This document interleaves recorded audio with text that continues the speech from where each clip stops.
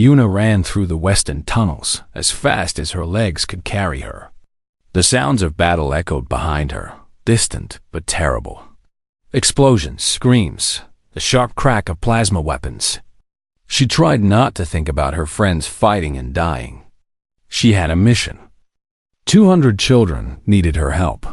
The western residential area was the oldest part of the colony. The tunnels here were narrower, the lights dimmer, the air thicker. Families had lived here for 3 generations, building their lives in these metal corridors far from Earth. Now, those corridors were empty. The families had fled. Only the children at the school remained. Yuna turned a corner and saw the school entrance ahead. It was a simple metal door with a faded painting of a smiling sun. The kind of thing teachers put up to make children feel happy. Now the door was hanging off its hinges, and smoke poured from inside. "No," Yuna whispered. She ran faster. She burst through the broken door and found chaos. The ceiling had partly collapsed. Broken desks and chairs lay everywhere. Fires burned in the corners, filling the room with thick black smoke. And in the middle of it all, a young teacher was trying to gather a group of crying children. "Over here," Yuna shouted. "This way. Quickly." The teacher looked up. She was barely more than a girl herself, maybe 20 years old. Her face was covered in dust and tears. "Sergeant, thank the stars. I do not know what to do. The bombs hit us and everything fell, and the children. It is okay. You did well. How many children do you have?" The teacher counted quickly. 17. But there were more. Some ran when the bombs hit. I could not stop them. 17. Out of 200. Yuna felt her heart sink, but she did not let it show on her face. "We will find the others. First, we get these children to safety. Can you lead them?" Yes, I can do that." "Good. Take them to the main tunnel. Follow the yellow lights. Soldiers will meet you there." The teacher nodded and started gathering the children. They were so small, so scared. Some of them could not stop crying. Others were silent, their eyes wide and empty. They had seen too much today. Things no child should ever see. Yuna helped the teacher get the children moving. She carried the smallest ones herself, one under each arm. They clung to her neck like she was the only safe thing in the universe. Maybe, for them, she was. Once the group was on its way, Yuna turned back toward the school. There were still children out there, lost and alone in the burning tunnels. She had to find them. She moved through the smoke, calling out, "Hello? Is anyone here? Children? Can you hear me?" No answer. Just the crackling of fire and the groaning of damaged metal. Yuna searched room after room. She found empty classrooms. She found a kitchen with food still cooking on the stove. She found a small playground with swings and slides, now covered in debris. But no children. Then she heard it. A small sound. A whimper. Yuna stopped and listened. The sound came again, from somewhere to her left. She followed it through a collapsed doorway, climbing over broken metal and fallen ceiling panels. Behind a pile of debris, she found a storage room. The door was blocked by a fallen beam, but there was a small gap at the bottom. Yuna got down on her knees and looked through. What she saw made her freeze.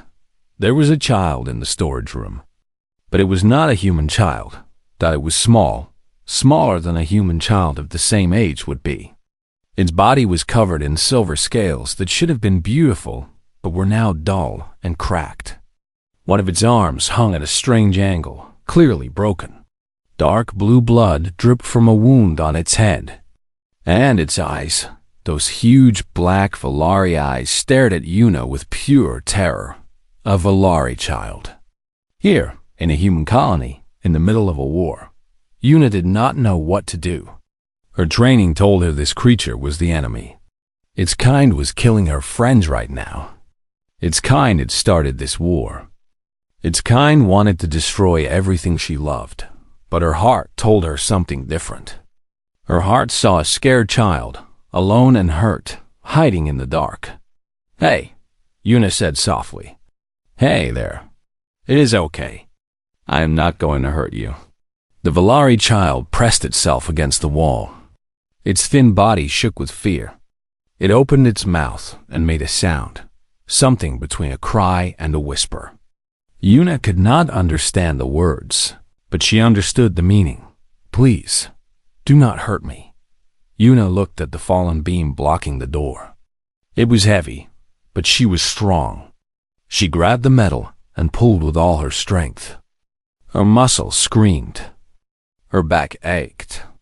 But slowly, inch by inch, the beam moved. When the gap was big enough, Yuna squeezed through.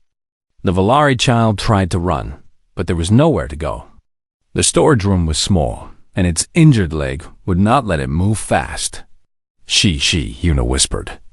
She held up her hands, showing she had no weapon. "I will not hurt you. See? No gun. No knife. Just me." The child stopped running. It stood in the corner, breathing fast, watching her with those endless dark eyes. Up close, Yuna could see that its scales were not just silver. They had hints of gold at the edges, catching the dim light. Beautiful, even covered in blood and dust. Yuna took off her jacket. It was a simple military jacket, nothing special. But it was warm, and the child was shaking. "Here," she said, holding out the jacket. "This will keep you warm." The child did not move. It did not trust her. Why would it? Humans were the enemy. Humans were the monsters in Valari stories, just as Valari were the monsters in human stories. Yuna did something she never thought she would do. She sat down on the dirty floor of the storage room in the middle of a battle, with enemy soldiers killing her people just a few hundred meters away.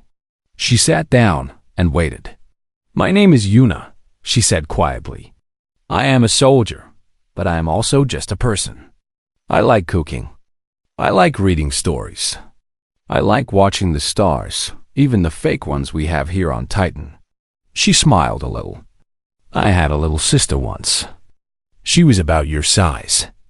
Her name was Minji. She died when I was young. A sickness took her. I miss her every day." Why was she telling this to an enemy? She did not know. Maybe because the child looked so scared. Maybe because she was tired of war. Maybe because, deep down, she still believed that kindness was stronger than hate. The Valari child moved. Just a little. Just a small step toward her. "That is it," Yuna encouraged. "It is okay. I know you are scared. I am scared too. But we can be scared together. That is better than being scared alone." Another step. Then another. The child was close now. Close enough for Yuna to see the details of its face. It had no nose, just small slits. Its mouth was thin and pale. But its eyes, those huge black eyes, they were the same as any child's eyes. Full of fear and hope and a desperate need to be safe. The child reached out one small hand. Its fingers were long and thin with tiny claws at the tips. But the touch was gentle when it rested on Yuna's arm. "There you go," Yuna whispered. "See? Not so bad." She slowly wrapped the jacket around the child's shoulders. The child let her. It even leaned into the warmth, pressing against her side. Yuna could feel its small body shaking, but the shaking was getting less. "Can you tell me your name?" Yuna asked. The child looked at her. Then it opened its mouth and made a sound. "Tova. Tova." It was a pretty name. Soft and simple. "Hello, Tova. That is a beautiful name. Now, let me look at your arm. I think it is broken. I need to make it better, okay?" Tova flinched when Yuna touched the broken arm, but did not pull away. Yuna examined the injury carefully. The bone was definitely broken, but it was a clean break. With proper care, it would heal. She tore a strip from her shirt and used it to make a simple bandage, holding the arm still against Tova's body.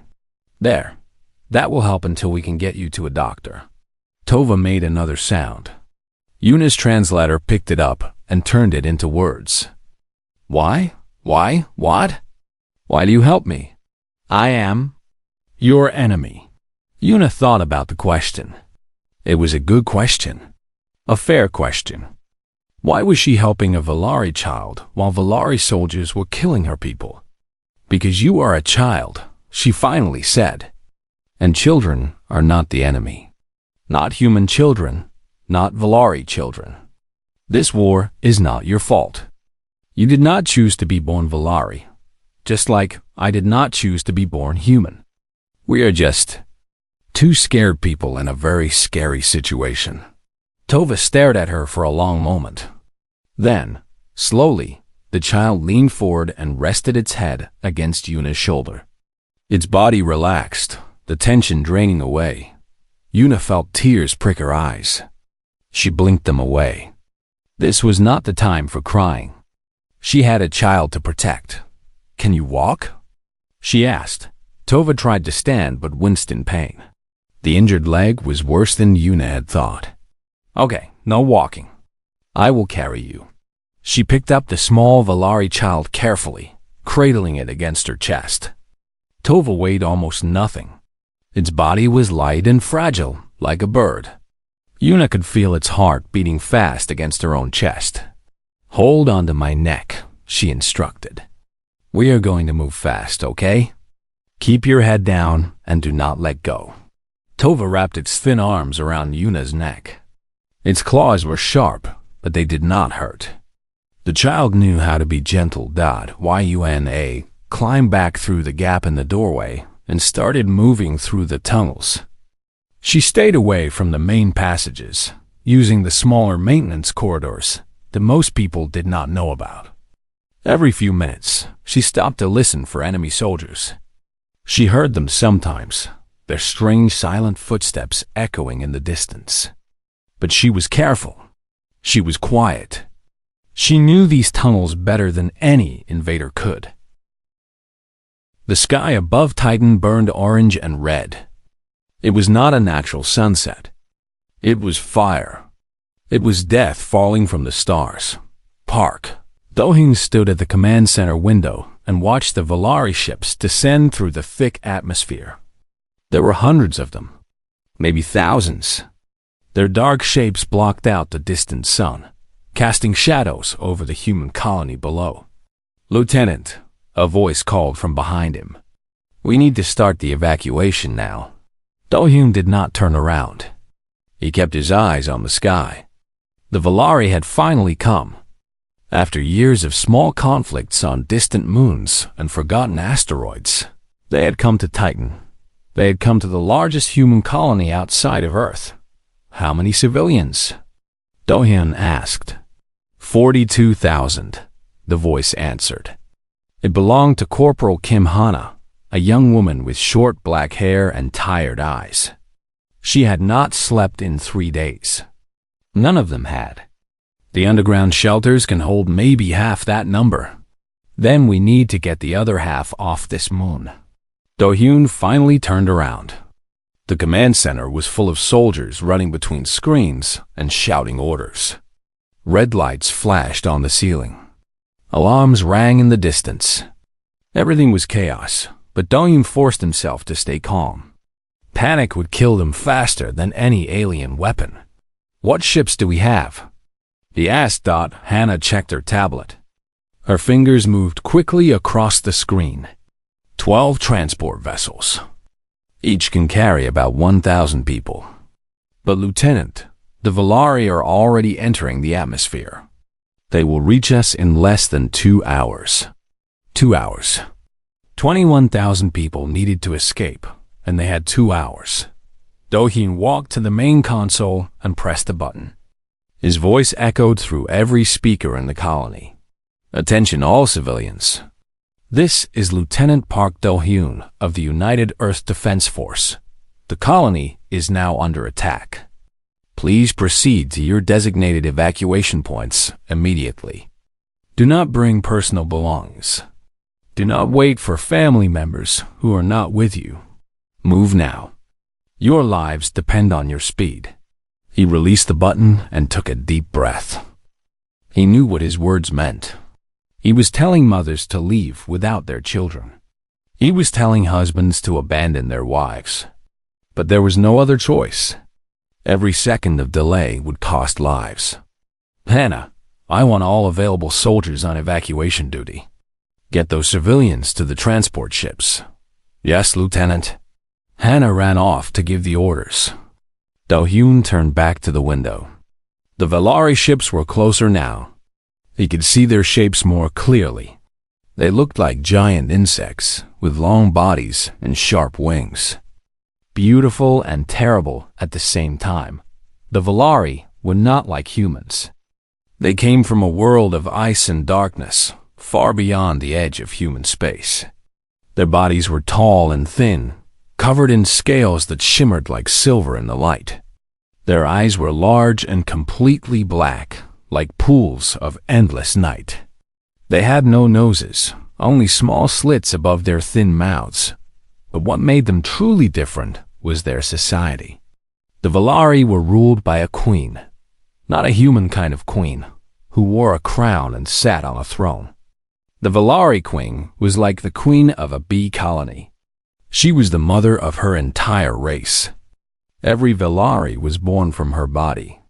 Every Valari would die for her without question. And now that queen had brought her children to Titan, Do-hyun wondered what the queen looked like. He had seen pictures of regular Valari soldiers, but the queen was something else entirely. The reports said she was larger than the others, more powerful. They said her scales glowed with a golden light. They said her voice could command 1,000,000 warriors with a single word. But Do-hyun did not have time to think about the queen. He had 42,000 humans to save. He grabbed his rifle and ran out of the command center. The hallways of the colony were already crowded with people. Families pushed past each other, carrying crying children. Old men and women moved as fast as they could, their faces full of fear. Young people helped the weak and the slow. Do-hyun pushed through the crowd, shouting directions. "Go left. The transport area is to the left. Keep moving. Do not stop." A woman grabbed his arm. Her eyes were red from crying. "Please, my husband is still in the factory. I cannot leave without him. Ma'am, you need to go now.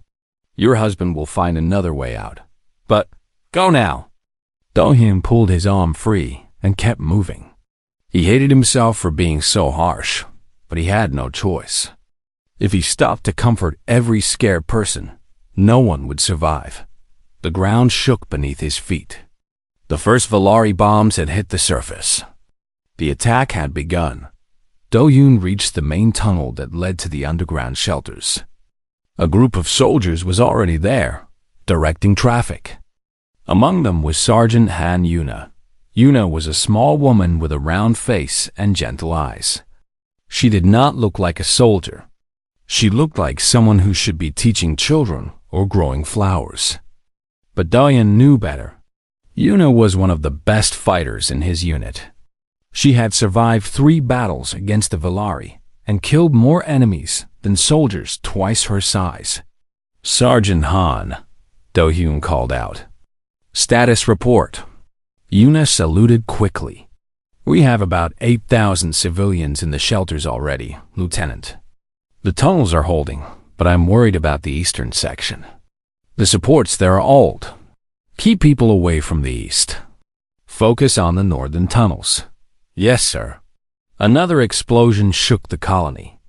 This one was closer. Dust fell from the ceiling, and several people screamed. "Everyone stay calm," Yuna shouted.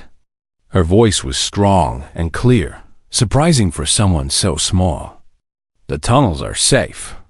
Keep moving forward." Do-hyun watched her work for a moment. She moved among the civilians like water, touching shoulders, offering quiet words of comfort. guiding the lost. She had a gift for making people feel safe, even when everything was falling apart. "Yuna," he said quietly, stepping close to her. "I need you to do something important. Anything, Lieutenant." The Western Residential Area. There is a school there with about 200 children. The teachers are trying to evacuate, but they need help. I cannot spare many soldiers, but I can spare you. Yuna nodded without hesitation. "I will bring them all back. I promise." She grabbed her rifle and ran down the tunnel toward the west. Do-hyun watched her go, hoping he had not just sent her to her death. The next hour was the longest of Do-hyun's life. The Valari ships landed on the surface, and their soldiers poured out like a silver flood. They did not speak. They did not shout battle cries. They simply moved forward in perfect silence, killing everything in their path. Human soldiers fought back with everything they had. Plasma rifles lit up the tunnels. Grenades exploded in the narrow passages. Brave men and women threw themselves at the enemy, buying time with their lives. Do-hyun fought alongside his soldiers. He fired his rifle until it overheated, then picked up another from a fallen comrade. He saw friends die. He saw strangers die. He saw things that would haunt his dreams for the rest of his life. But slowly, the evacuation continued. Transport ships launched from the underground hangars, carrying thousands of civilians to safety. The underground shelters filled with those who could not escape. The plan was working, but at a terrible cost. "Lieutenant!" Hannah's voice crackled through his radio. "The Valari have broken through the eastern section. They are heading for the shelter entrance." "How many?" "At least 200. And Lieutenant, the Queen is with them." Do-hyun's blood turned cold. The Queen herself was here, on Titan, leading the attack. "Pull back all forces to the shelter entrance. We make our stand there." He ran through the tunnels, gathering every soldier he could find. They were tired. They were wounded. They were scared. But they followed him without question. When they reached the shelter entrance, Do-hyun saw the Valari coming. Row after row of silver soldiers, their black eyes fixed on the humans. And behind them, walking slowly, was the Queen. She was exactly as the reports described. Taller than the others by a head. Golden scales that seemed to glow from within. A crown of bone and crystal growing from her skull. She moved with the grace of a dancer and the confidence of a god. Do-hyun raised his rifle. "Hold the line. Do not let them through." The battle began again. Plasma bolts flew in both directions. Soldiers fell on both sides. The tunnel filled with smoke and screams and the smell of burning flesh. Through it all, the Queen watched. She did not fight. She did not need to. Her children fought for her. Her children died for her. And she watched with those endless black eyes, as cold and distant as the stars. Do-hyun did not know how long the battle lasted. Minutes? Hours? Time lost all meaning in the chaos of war. All he knew was that he kept fighting. He kept shooting. He kept standing. And then, suddenly, it was over. The Valari pulled back. The Queen raised one long, thin arm, and her soldiers stopped their attack. They stood in perfect silence, waiting for her command. Do-hyun lowered his rifle slowly. His arms ached. His lungs burned. He did not understand what was happening. The Queen stepped forward. She was only 20 meters away now. Close enough for Do-hyun to see every detail of her face. Close enough to shoot. But something stopped him. The Queen opened her mouth and spoke. Her voice was strange, like wind through broken glass. But somehow, the translator in Do-hyun's ear turned her words into something he could understand. "Human, where is my daughter?" Do-hyun blinked. "Daughter?" He did not understand. "I do not know what you are talking about," he said. The Queen's black eyes seemed to grow darker. "My youngest child. She was in the converse. As they moved, Tova started to talk. His voice was weak and tired, but it seemed to me the Queen's words hung in the air like poison. Take me to my daughter, or I will burn this entire colony to ash. Dahin looked at the alien ruler standing before him. Her golden scales caught the flickering emergency lights. Her black eyes held nothing but cold fury. She was not making a threat. She was making a promise. I need time, Dahin said carefully. One of my soldiers found something in the western sector. Let me find out what it is. You have 10 minutes, human. After that, my patience ends. The Queen raised her hand, and her soldiers stepped back, forming a wall of silver bodies behind her. The ceasefire was temporary, fragile. One wrong move, and the killing would start again. Dahin turned to Corporal Hana. Stay here. Keep everyone calm. If anything goes wrong, I know, Lieutenant. I will hold the line. He ran through tunnels that now felt like the inside of a tomb. Past bodies of the fallen, both human and Valari. Past wounded soldiers who called out to him for help he could not give. He ran until his lungs screamed for air, until his legs burned with pain. The western tunnels were darker than the rest of the colony. Many of the lights had been destroyed in the bombing. Dahin used a small flashlight to guide his way. Following the signal from Yuna's radio, he found her in a maintenance corridor, sitting against the wall. In her arms was something that made him stop cold, a Valari child. Small and silver and clearly injured. It was wearing Yuna's military jacket, wrapped around its tiny body like a blanket. Its head rested against Yuna's shoulder, and its eyes were closed. Yuna, Dahin said slowly. What is this? Yuna looked up at him. Her face was tired, but her eyes were calm. Her name is Tova. She is the Queen's daughter. She got lost during the attack. The Queen's daughter. Dahin felt the world spin around him. You found the Queen's daughter. She was hurt and scared. I could not leave her. Dahin knelt down beside them. The child Tova stirred at the sound of his voice. Her black eyes opened and looked at him with fear.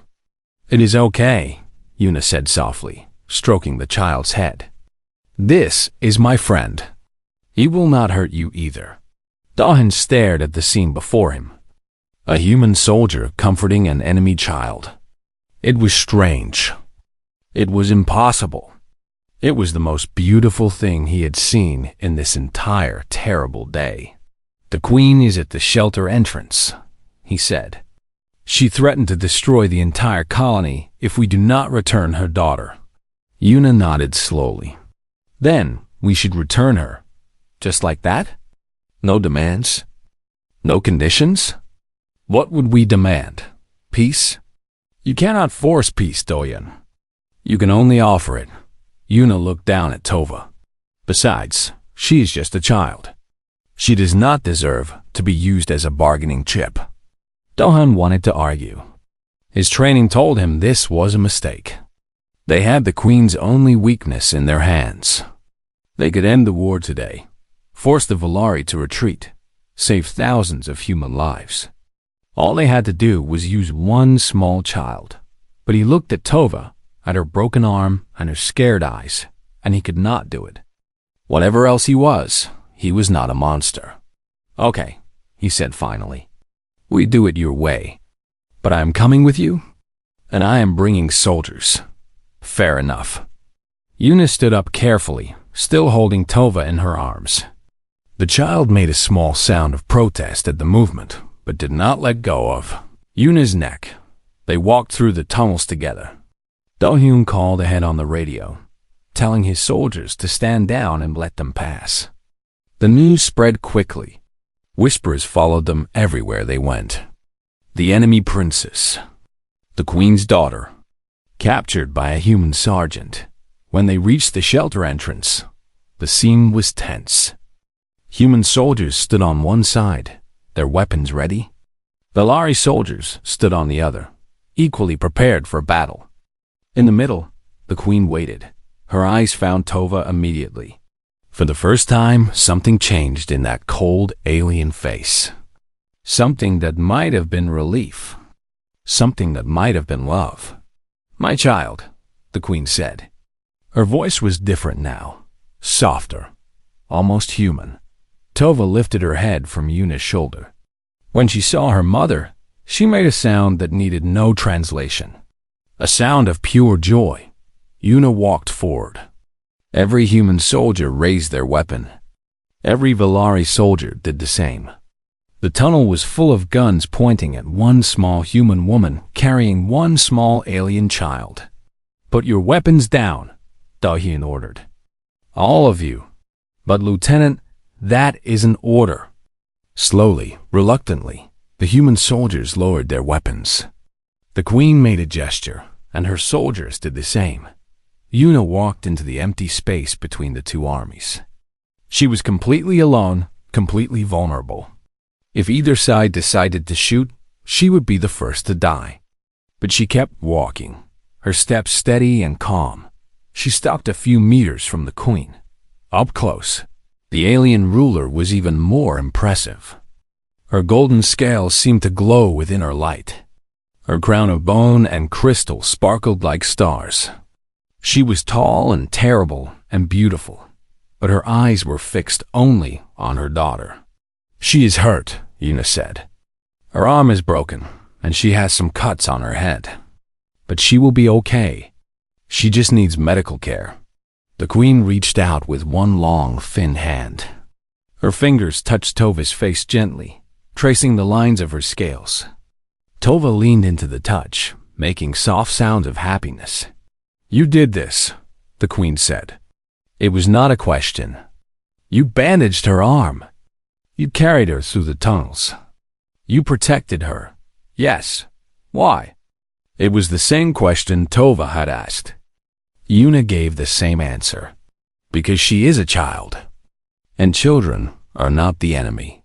The queen was silent for a long moment. Her black eyes studied Yuna's face, searching for something. Lies, maybe. Or hidden motives. Or the cruelty that she expected from all humans. She found none of those things. "You could have used her against me," the queen said slowly. "You could have demanded anything. Peace, surrender, the death of my soldiers. I would have given you anything to get my daughter back."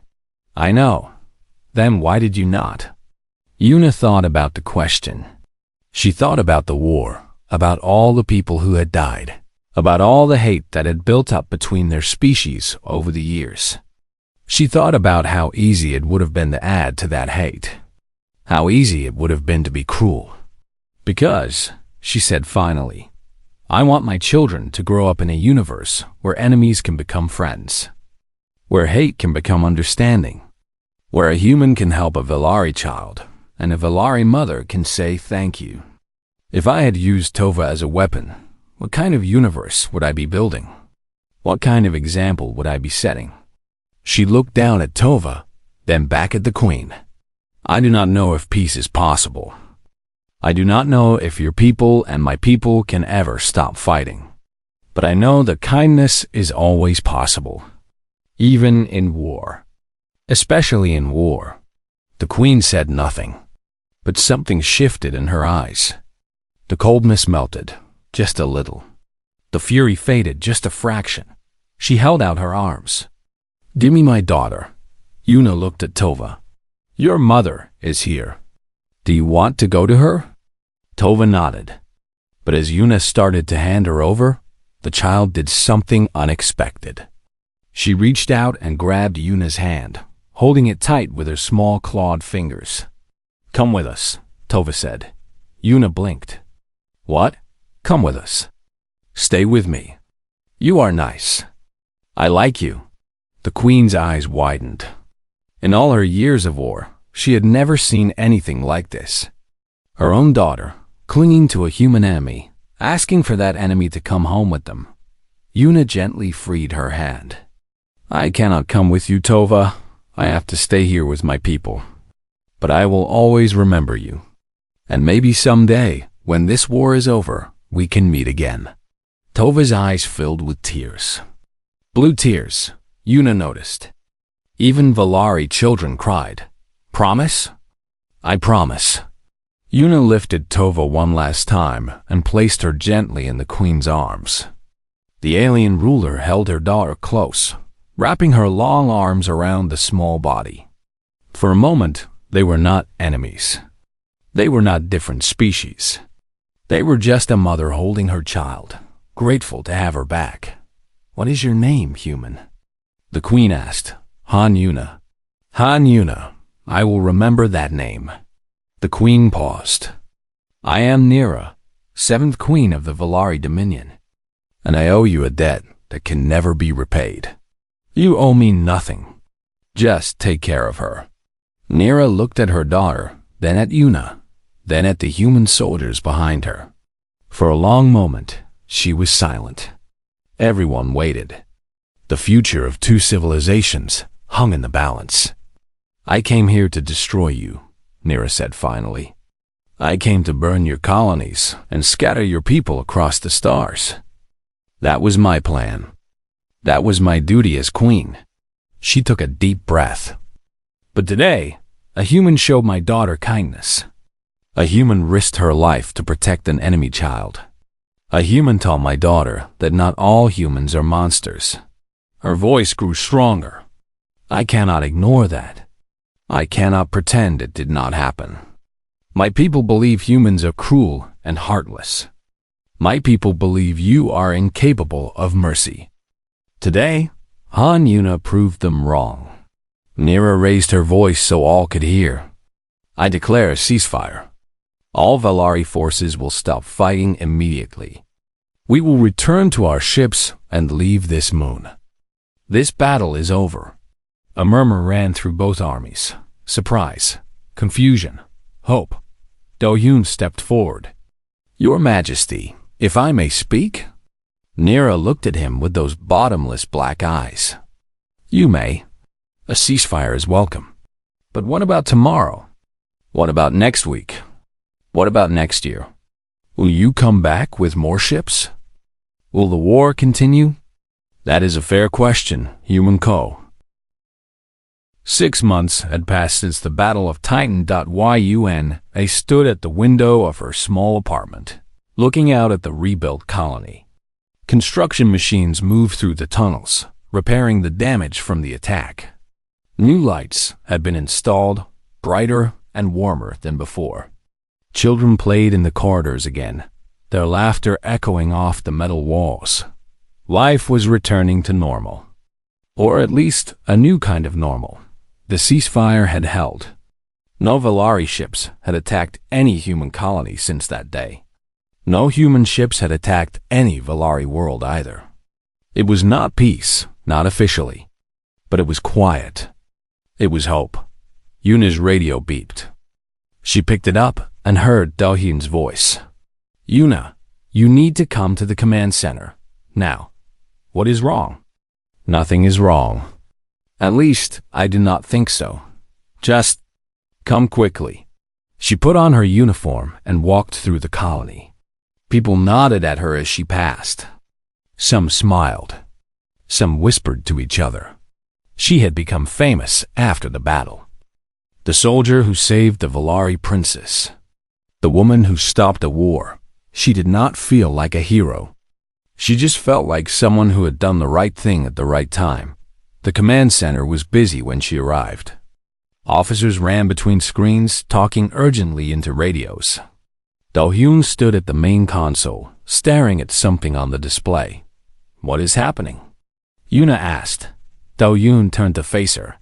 His expression was strange. Not worried, exactly. More like amazed. "A Valari ship just entered our system. A big one. Royal class." Yuna felt her heart skip. "The Queen? We think so. They have not attacked. They have not threatened. They just asked to speak with you." "With me?" "By name. They said they want to talk to Han Yuna. Only Han Yuna." Yuna did not know what to say. She had thought about Tova every day for 6 months. She had wondered if the child was okay, if her arm had healed, if she was happy.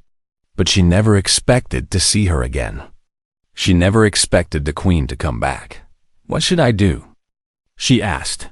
Do-yoon put a hand on her shoulder. "That is up to you. We cannot force you to meet with them. But if you want to, I think it might be important." Yuna thought about the risks. This could be a trap. The Valari could be planning to capture her, to use her as a hostage, to restart the war. There were 100 ways this could go wrong, but she also thought about Tova, about those black eyes, full of fear that had slowly learned to trust, about the small voice that had asked her to come with them, about the promise she had made. "I will go," she said. Do-hyun nodded. "I thought you would say that. We have already prepared a transport.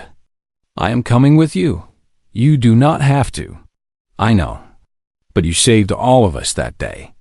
The least I can do is watch your back now." They took a small transport ship to meet the Valari vessel. It was waiting in orbit around Titan, a massive ship that made their transport look like a toy.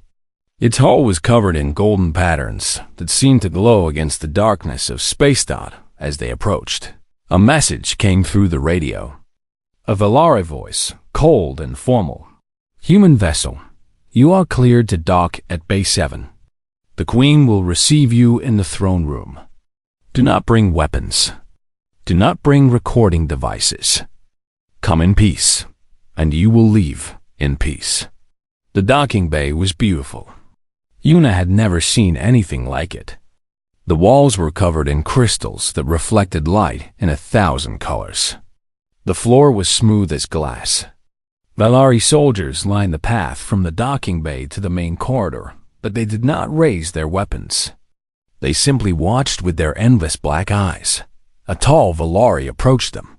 He wore robes of silver and gold, marking him as someone important. "I am First Minister Kale," he said. His voice was less harsh than most Valari, almost gentle. "I will escort you to the Queen. Please follow me." They walked through corridors that seemed to stretch forever. The ship was larger on the inside than Yuna had imagined. They passed rooms filled with strange machinery, gardens of alien plants, pools of water that glowed with soft blue light. It was like walking through a dream. Finally, they reached a massive door covered in symbols that Yuna could not read. The door opened slowly, revealing the throne room beyond. It was enormous. The ceiling was so high that Yuna could barely see it. Pillars of crystal rose from the floor like frozen waterfalls. And at the far end of the room, sitting on a throne of bone and gold, was Queen Mira. She looked exactly as Yuna remembered. Tall and terrible and beautiful. Her golden scales glowed brighter here in her own domain. Her crown seemed larger, more elaborate. She was every inch a queen, but there was something different in her eyes. Something softer. "Han Yuna," Mira said. Her voice echoed through the chamber. "You came. You asked for me, Your Majesty. I could not refuse." Mira smiled. It was a strange expression on her alien face, but somehow it worked. "I am glad. There is someone who has been asking for you. Every day for 6 months, she has asked when she would see you again." The Queen raised her hand, and a small door opened at the side of the throne room. A figure ran through it, moving so fast that Yuna barely had time to react. Tova crashed into her legs, wrapping thin arms around her and holding tight. "Yuna!" the child cried. "Yuna, Yuna, you came. I knew you would come." Yuna dropped to her knees and hugged the child back. Tears streamed down her face. She had not realized how much she had missed this small, strange creature until this moment. "Hello, Tova," she whispered. "I missed you too." Tova pulled back and looked at her. The child had grown in 6 months.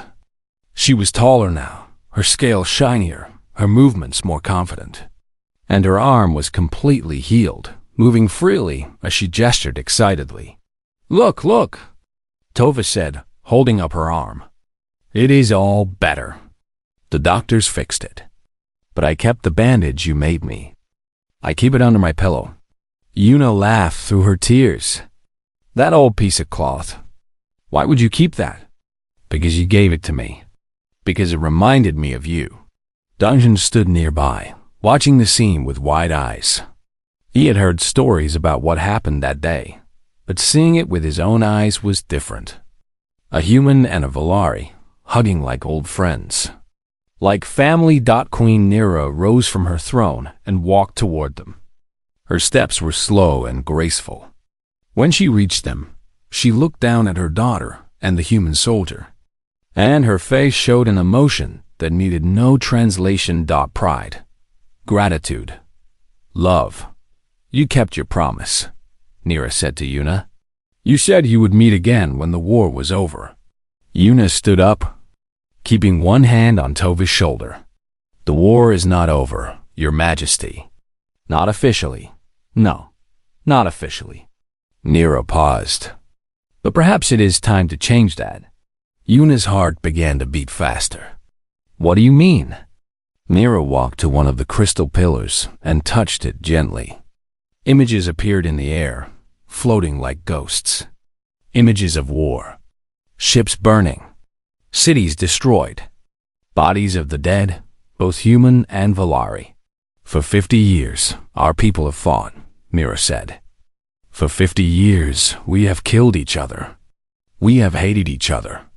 We have told our children that the other side was evil, that they deserved to die, that there could never be peace. She turned to face Yuna. But you showed my daughter something different. You showed her that humans could be kind. You showed her that enemies could be friends. She has not stopped talking about it since that day. Nira smiled again.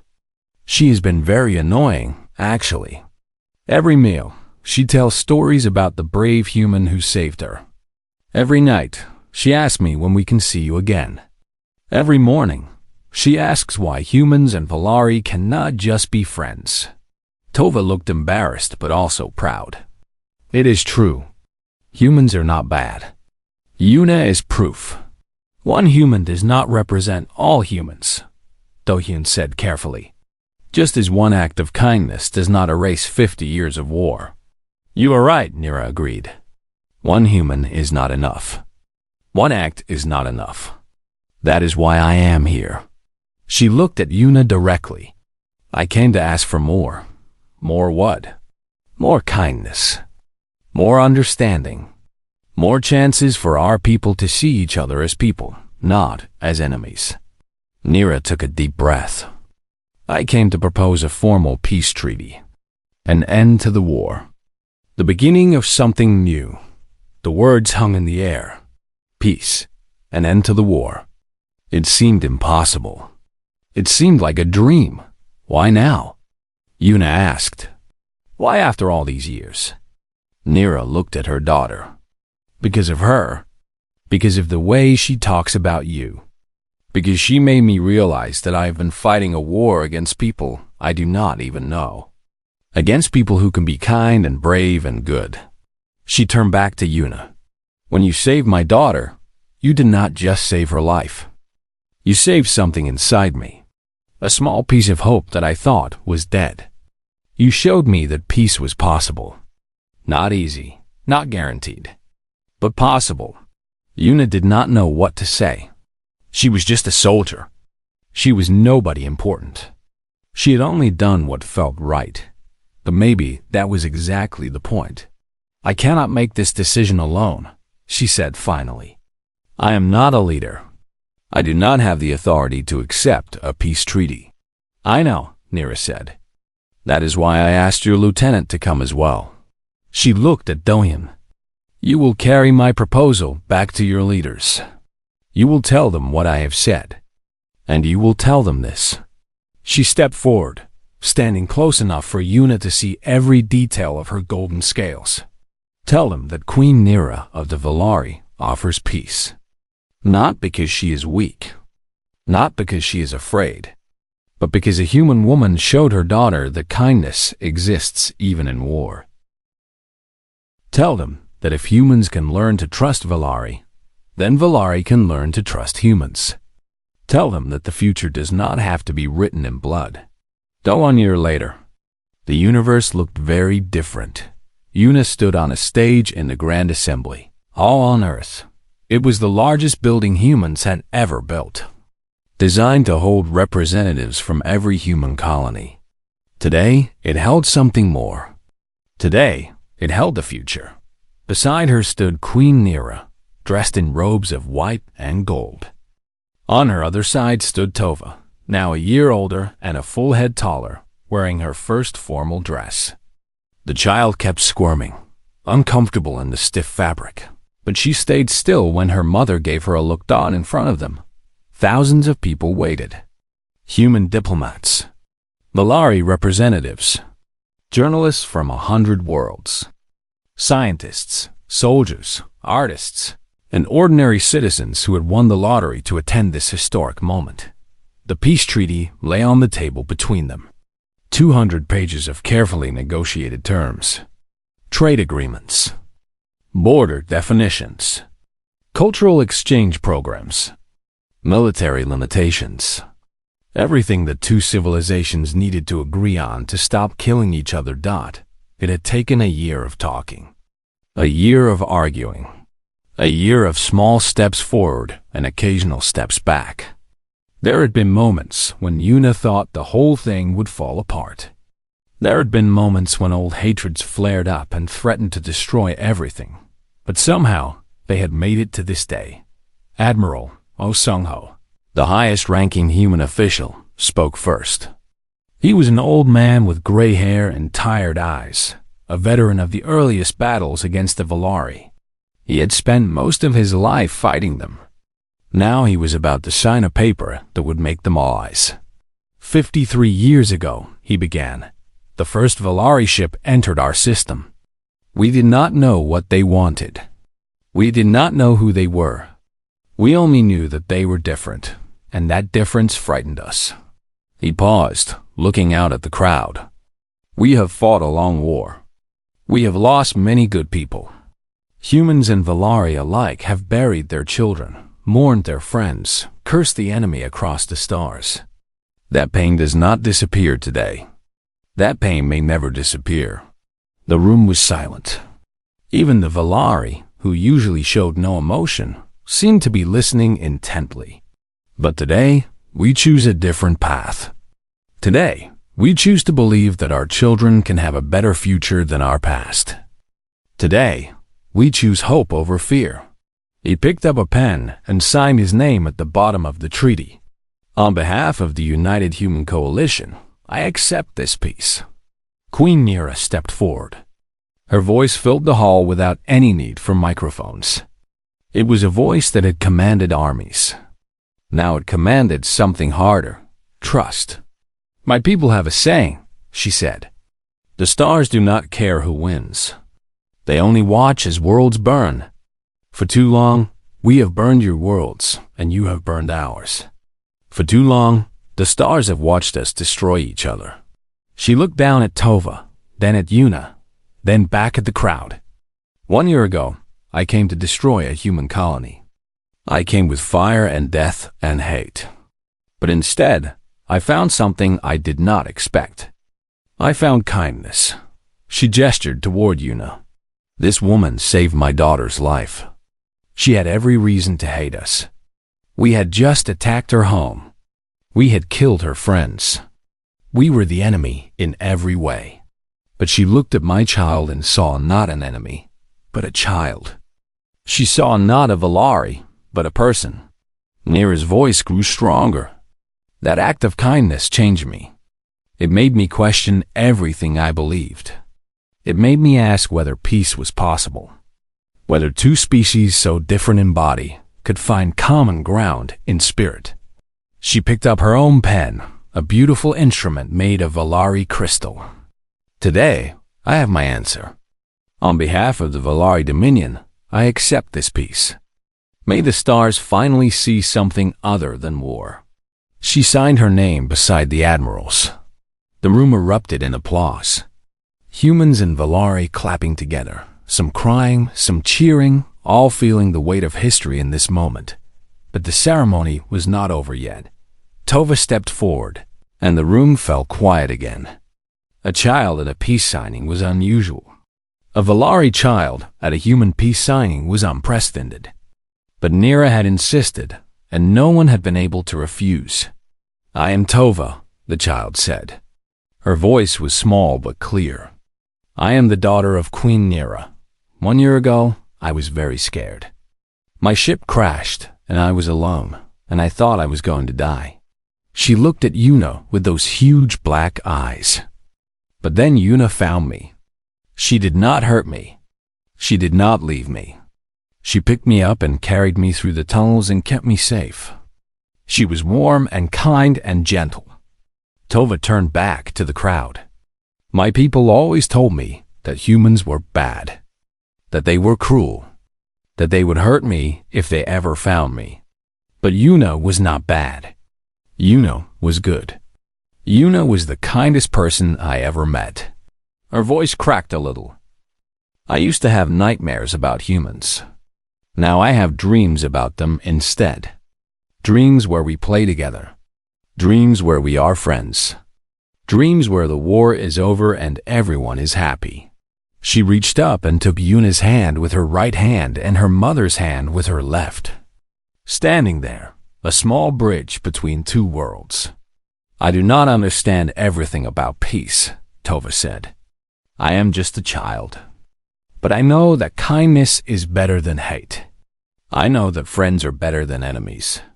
I know that when Yuna held me in that dark tunnel, I felt safe for the first time since the battle began." She squeezed both hands. "I hope that someday all children feel that safe. Human children and Valari children. I hope that someday we do not need peace treaties because we have already forgotten how to hate." The room was completely silent. Then, slowly, someone started clapping. Then another. Then 100. Then 1,000. The applause was deafening, rolling through the hall like thunder. Yuna looked down at Tova and felt tears running down her face. She had never asked for this. She had never wanted to be a symbol or a hero. She had just done what felt right in a terrible moment. But somehow, that small act had changed everything. After the ceremony, there was a celebration. Music and food and laughter, humans and Valari mixing together awkwardly but willingly. It was strange to see silver scales next to brown skin, to hear alien languages mixing with human ones. Strange but wonderful. Yuna found a quiet balcony overlooking the city. Earth was beautiful at night, full of lights and life. She had grown up on Titan, had never actually visited the home world before. It was overwhelming. Footsteps behind her. She turned and saw Queen Nira approaching. "May I join you?" "Of course, Your Majesty."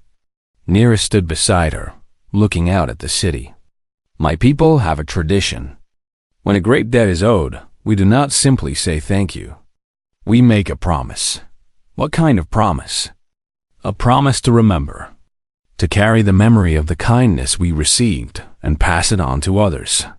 Nira turned to face her. "On Yuna, I make this promise to you. For as long as I live, I will remember what you did for my daughter. I will teach my people about it. I will make sure that your name is never forgotten in Valari history." Yuna felt embarrassed. "I do not need that, Your Majesty. I did not save Tova for recognition. I know. That is why you deserve it." Nira smiled, that strange alien expression that had become almost familiar over the past year. "You are a remarkable woman, Yuna. My daughter was right to trust you. She is a remarkable child. She taught me as much as I taught her." They stood together in silence for a moment, watching the lights of the city below. Two women from different worlds, different species, different lives. But in this moment, they were just two people who had found something unexpected in each other. Tova came running onto the balcony, breathless and excited. "Yuna, mother, come quick. They are showing fireworks." I have never seen fireworks before." She grabbed both their hands and pulled them back toward the celebration. Yuna let herself be dragged along, laughing at the child's enthusiasm. The fireworks were beautiful.